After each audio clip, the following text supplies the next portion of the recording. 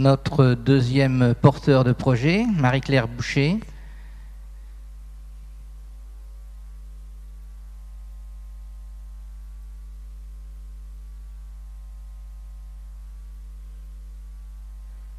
Qui va nous présenter Exaservice. C'est cela, merci. Bonsoir mesdames, bonsoir messieurs. Je vais vous parler aujourd'hui d'Exaservice, dont je suis la gérante depuis quelque temps. C'est une TPE qui est située Nord Seine-et-Marne vers Meaux.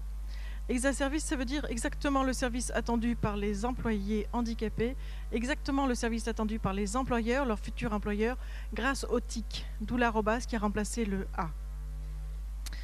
Mais avant d'aller plus loin, je voudrais remercier tous ceux qui ont organisé cette superbe journée sur le numérique. Parce que comme vous allez le comprendre, le numérique, ça a changé complètement la vie d'une famille, la vie des amis de mon fils, et je l'espère beaucoup d'autres personnes handicapées qui vont pouvoir utiliser ce que nous avons pu développer dans Exaservice. Et comme vous le voyez déjà, Exaservice a reçu une médaille d'or au Salon international des inventions à Genève pour ce concept tout à fait novateur de maintien et retour à l'emploi grâce au visio-travail. Donc le télétravail mais en visio, le télétravail sans la solitude, le travail en groupe. Cette histoire a commencé en 2005. Il se trouve que Stéphane, mon fils âgé de 30 ans, se retrouve avec une maladie articulaire, une déluxation à répétition, et il ne peut plus travailler. Il ne peut plus tenir d'emploi ordinaire, puisque 2-3 jours debout, un jour alité avec des douleurs terribles, des luxations, des subluxations. Stéphane se souvenait de ses cours du CNED, parce qu'il s'était bien dit que le télétravail, il allait bien falloir s'y résoudre, parce qu'il ne voyait pas autre chose que ça. Mais les cours du CNED, ça ne l'avait pas laissé des souvenirs extraordinaires. Et il se trouve en fait que je travaillais à cette époque dans l'audiovisuel, j'étais responsable technique, et j'ai eu la possibilité de le recevoir pendant 6 mois dans mon service. Et pendant 6 mois, il a navigué avec moi sur les plateaux, sur les tournages, et là, il a découvert les retours vidéo. Et là, un jour, il me dit, mais écoute, maman, puisque après tout, les pouvoirs publics nous ont totalement oubliés, on n'est pas la loi sur le handicap du 11 février, ils ont oublié tous ceux qui ne pouvaient pas aller en entreprise. Eh bien moi, je verrais bien du télétravail avec des retours vidéo en vidéo. Et c'est parti comme ça. Et là, on a commencé donc à chercher des partenaires techniques et à faire une étude de marché. Et en fait, très rapidement, il a reçu des CV d'ingénieurs, de juristes, de traducteurs, d'infographistes, etc. Des tas de personnes qui, atteintes de maladies lourdes, de maladies graves, accidentées de la vie, ne pouvaient plus eux aussi revenir à une vie ordinaire. Et donc, il s'est retrouvé là un petit peu dépassé en me disant « Maman, ça, je ne vais pas savoir faire ». Et on s'est dit « Tiens, certains ont créé les premiers groupements d'employeurs, et bien nous, on a créé le premier groupement d'employés 100% handicapés ». Les freins pour l'intégration des personnes handicapées, c'est la peur. C'est la peur de l'autre, c'est la peur de l'autre. Je crois qu'au niveau des entreprises, c'est surtout, on a rencontré beaucoup de chefs d'entreprise, ils ont peur de faire des adaptations, de faire des frais. Les 3 mois de tests passant, s'apercevoir que la personne ne va pas convenir et repartir dans une autre adaptation avec une autre compétence et des améliorations à faire qui seront différentes. Et puis cette peur d'intégrer les personnes dans l'entreprise. Ainsi que vous le voyez dans le titre, là c'était mal trouvé, c'est handicap plus télétravail, ça égale pas développement durable, mais handicap et le télétravail, ça repose sur les 3 piliers du développement durable.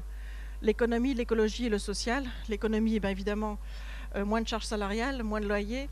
L'écologie, moins de transport, c'est bien connu, moins de CO2. Et d'ailleurs, si 5% étaient en télétravail au niveau de la région parisienne, il n'y aurait pas de bouchons le matin.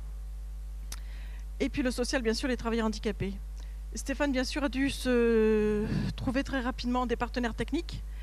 Et assez bizarrement, ce sont les partenaires techniques qui sont venus vers lui pour lui proposer des services. C'est ainsi que notre entreprise n'a pas de mur solide. Nous sommes totalement hébergés par un réseau social qui s'appelle Network Visio. Nos postes de travail sont des postes collaboratifs. Donc tout est sur Internet avec Dotriver. Nous travaillons évidemment en open source. Et nous avons... Et là, ça nous sécurise énormément pour les personnes qui travaillent avec nous, puisqu'il est évident qu'on a un petit peu plus de risques, je dirais, que la moyenne générale, c'est d'avoir des absences. Et là, la collègue peut prendre tout de suite la mission et il n'y a pas de temps de perte. Callbooster, Callbooster, c'est de la téléphonie, puisqu'on fait des appels, du standard, la 3e sonnerie. Et là aussi, les personnes peuvent travailler à distance. Et Busy, qui nous permet, là, c'est un Outlook amélioré, qui nous permet, même si nous sommes la première personne que nous avons recrutée est à Toulouse. Eh bien, qu'elle soit de Toulouse, qu'elle soit d'Agen ou de Marseille ou de Paris, tous nos dossiers sont sauvegardés sous le même dossier sur Internet, que ce soit un compte-rendu d'appel téléphonique comme un contrat ou une facture. Ce que nous avons voulu faire, comme vous l'avez dû le comprendre, c'est que nous voulions être vraiment accessibles et ne pouvoir proposer que des compétences à l'entreprise. Donc, nous avons proposé un partenariat gagnant-gagnant avec les entreprises, puisque nous avons nos postes adaptés et aujourd'hui nous pouvons proposer des partenariats, nos prestations, les sommes engagées dans nos partenariats avec les entreprises sont déductibles TTC à concurrence de 10% de la contribution qui est due à la GFIP. C'est assez nouveau, on se bat pour le faire appliquer parce que c'est encore très très peu appliqué. Heureusement, la directe du 77 le soutient et l'applique, le 91 l'applique, le 92 le refuse. On se bat, on ne sait pas pourquoi. Les arguments là ne tiennent vraiment pas la route. Donc, en contrepartie de cette somme, eh bien, on crée des emplois à Exaservice et on offre des compétences. En fait, Exaservice, c'est le maillon qui manquait aujourd'hui. C'est le maillon, c'est le lieu où les employés vont pouvoir se mettre à niveau, vont pouvoir suivre une formation qui va leur permettre d'être au niveau de ce qu'attend l'entreprise. C'est un environnement sécurisant, c'est un professionnel en devenir et c'est la recherche de l'adéquation optimale emploi-employé. Comme vous le voyez, on a essayé vraiment là d'être tout à fait au plus près de ce que pouvaient attendre les entreprises de nous, simplement des compétences. Merci beaucoup. Voilà les 6 minutes.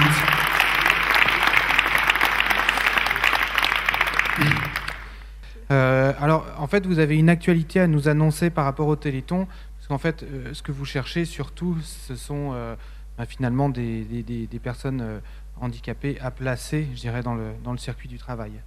Alors, ce n'est pas les personnes à placer. Les personnes à placer, elles sont venues très rapidement chez nous. C'est les missions, c'est le travail, c'est l'emploi. Et pour nous être plus facile d'accès, nous proposons des prestations en forfait. On les appelle des forfaits anti-stress chez nous. 10 heures ou 20 heures pour que vous puissiez les essayer sans vous engager. Donc 10 heures et 20 heures de prestations. Et dans ce que vous appelez on a une date fatidique, un petit enjeu là pour le Téléthon. On s'est engagé et on propose d'obtenir 30 emplois en 30 heures. Donc de mutualiser tous ces forfaits et un forfait acheté par une entreprise plus une autre, etc. Eh bien, nous allons pouvoir faire, nous, des contrats à l'année. Alors, quelle est la date limite ?